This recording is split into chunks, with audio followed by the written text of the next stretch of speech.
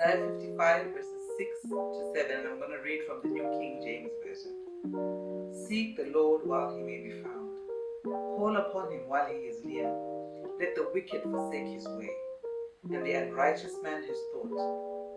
Let him return to the Lord, and he will have mercy on him, and to our God, for he will abundantly pardon.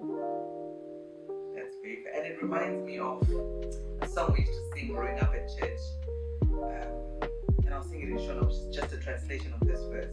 This instruction is so clear, I don't even need to expound on it.